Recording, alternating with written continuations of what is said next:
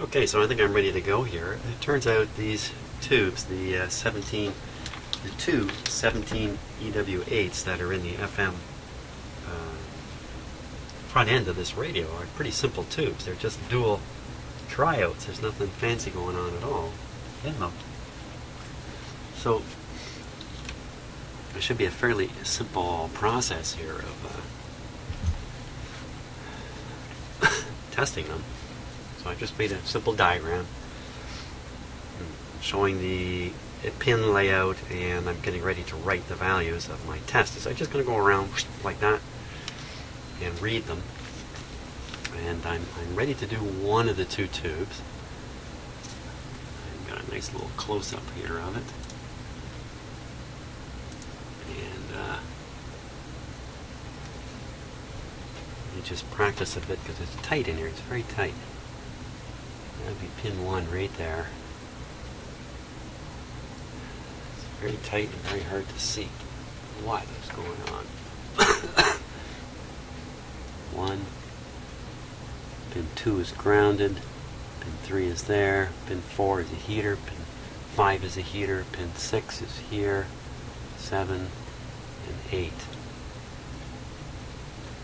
Whoops. There's 8. 8. 9, rather 9, pin 9. 1, 2, 3, 4, 5, 6, 7, 8, 9. Okay, got them all. And I'm going to let you watch this view because you can see the meter over here is going. And get the other camera kind of out of my way. So these are just readings to the chassis. I'm on the 150 volt scale. We're going to start off with a plate, so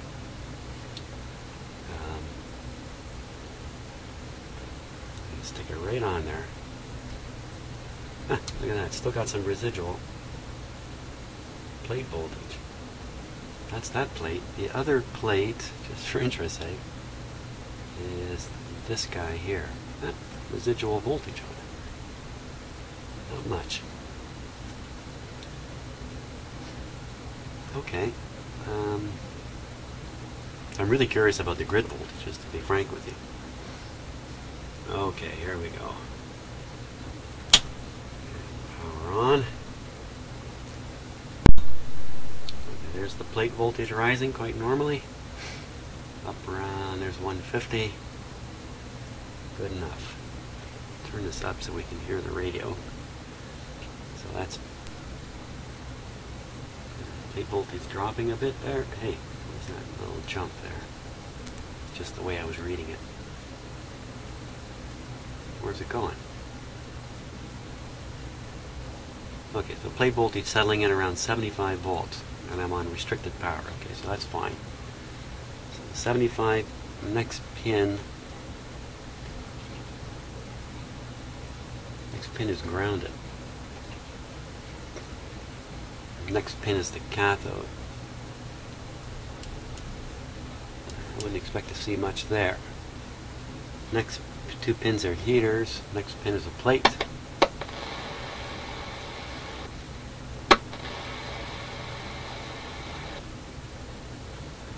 Grid.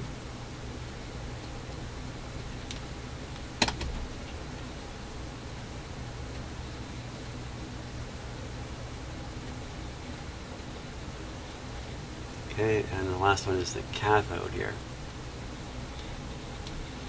Well, that's pretty high. That's a little surprisingly high, I think. I got this right. Cathode on 8. So that, well, I got the meter made more sensitive. So that's around, that's not high. That's 5 volts, so that's about 1.5 volts. That's quite normal. All is normal. Okay. Now I'm just going to try to wing the next tube here. I can see it. First I'm trying to spot where pin 1 must be.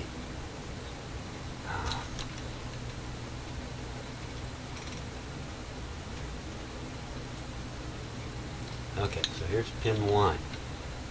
Pin 1 is a plate. Whoa! Right, of course. Okay. Pin 2. Pin 2 is this great big long yellow wire here.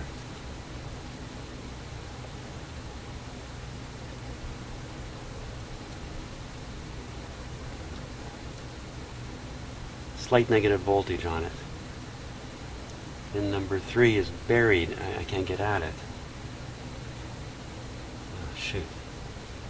Pin 3 would be the cathode. Pin 4 and 5 are heaters. I should find plate voltage. I've lost the pin count here, so it was. Okay, somewhere in here we should see a fairly high voltage show up. There we are. That's off that mysterious 1K, 10K resistor situation there. So that's the plate. And then the next thing is the grid. And the last thing, excuse me, would be the cathode. Maybe this. Wow, I'm not sure what I'm doing here. Nothing new in that though. Nothing leaping out at me here. You know, doing this kind of stuff may not reveal anything at all, but it forces you to get more and more familiar with the circuit you're working on.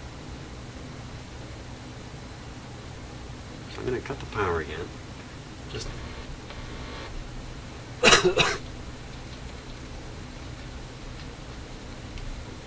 if anything, the radio's gotten quieter.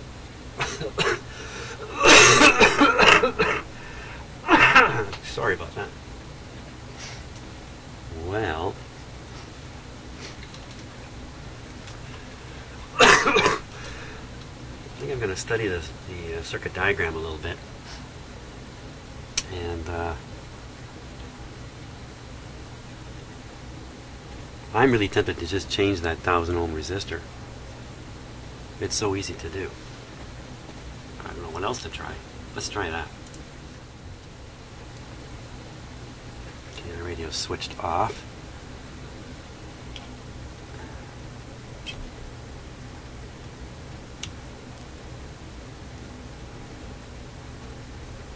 I don't know why I thought a soldering iron the length of a yardstick would be good, but there we go. So that's the 1000. Is that really 1000? Or have I gone crazy? Let's just see.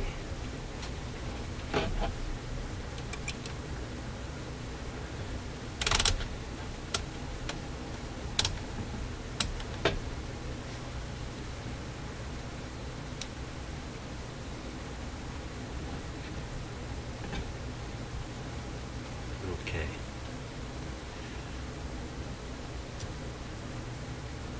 That is right on 1000. So there's nothing wrong with it. Unless it's wrong itself. So I need a 10,000 to stick in there. You know, if that's the wrong resistor, I don't know why it would in the long run start working. You think if it's wrong, and it stays wrong.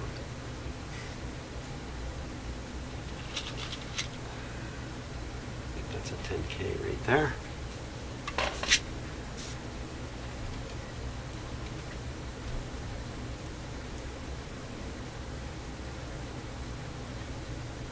$10K.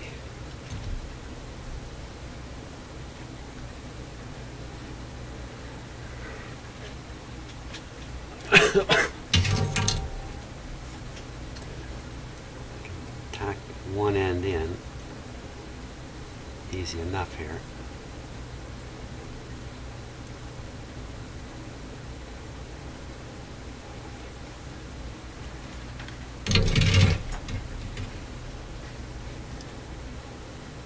The other end I'm going to clip. Big long clip.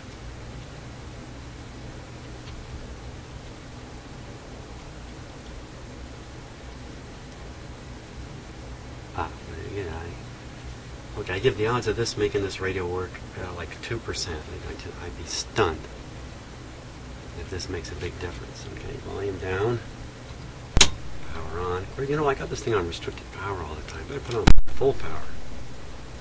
Fool myself.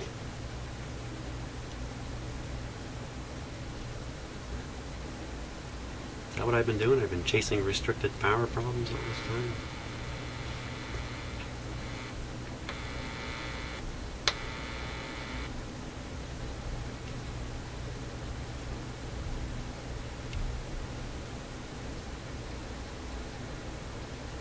That would sound like nothing is working.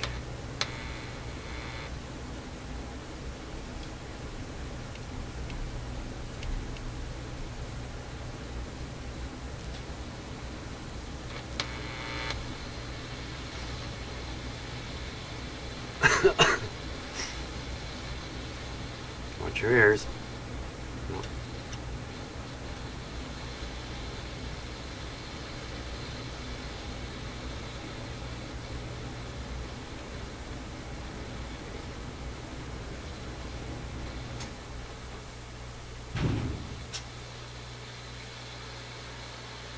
We're heading up the wrong alley here. I have to say though, that 1000 ohm resistor does look cooked.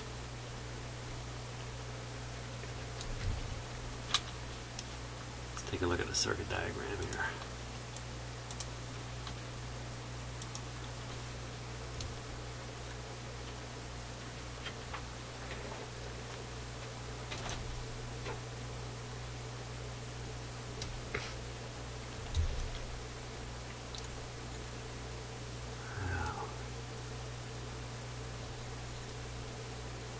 That's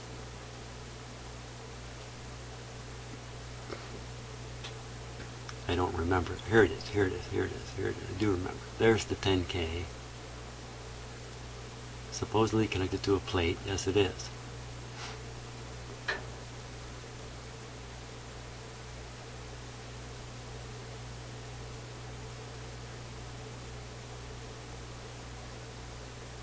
I sit in silence.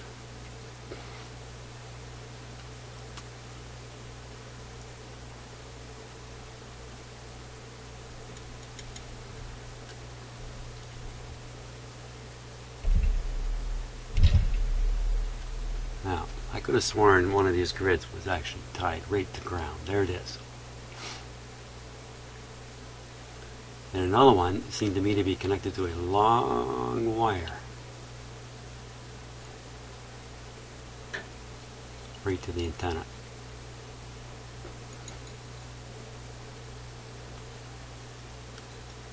Mixer.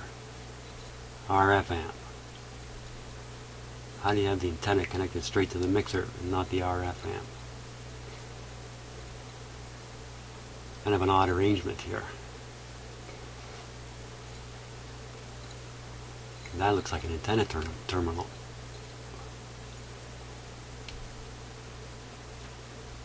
You got me as to what's going on here exactly.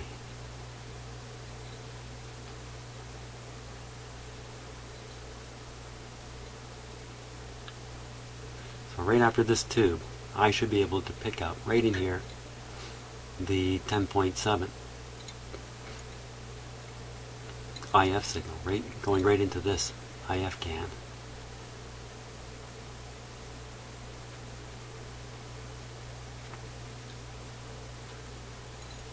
I don't know that that's a can. FMA, FMB, FMC. Here's the dotted line of the outline of the can, if you like. Big can that all this circuitry is in. Big shielding can.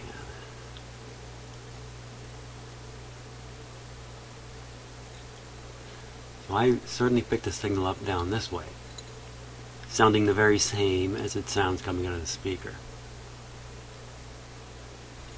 I think the problem is down in here for sure.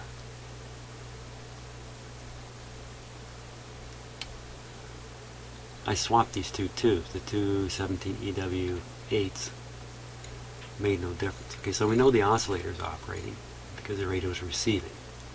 And we know that 10.7 is strong because I picked it up on the other radio.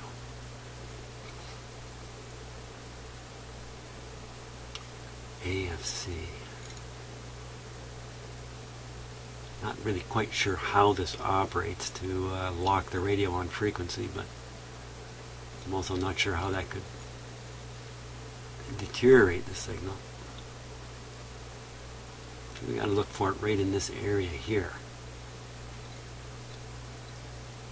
So what is that? So looking back in the radio, there is a coil, it's right there.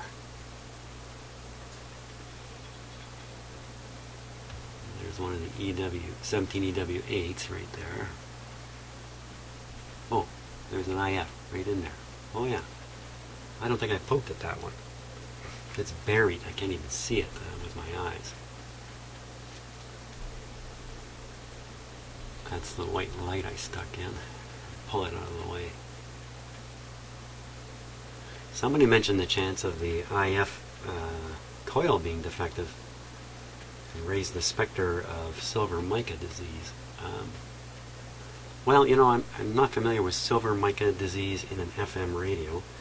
I would imagine it sounds the same as an AM radio. I've heard it in an AM radio, and I don't hear anything like that in this radio. Silver mica disease makes static crashing sounds. It sounds like a lightning storm in the distance on a radio. I don't hear anything like that. So all these little capacitors.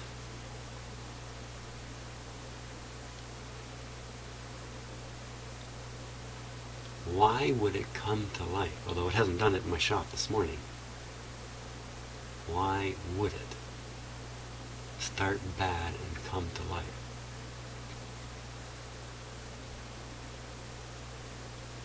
I mean, normally things go the other way. They start working and they fade out.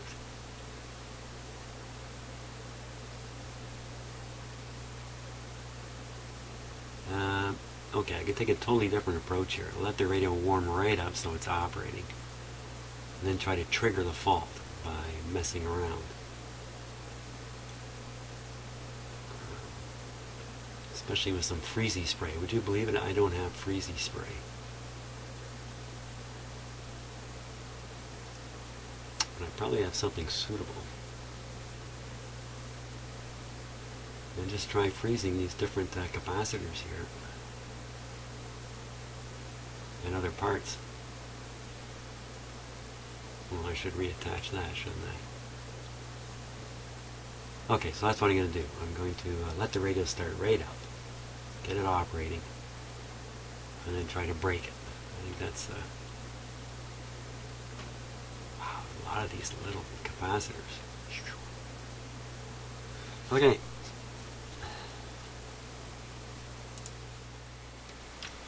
Okay, so I've just started up the radio. I'm just letting it run. Mark down the time. We'll see how long it takes it before it's up to full steam.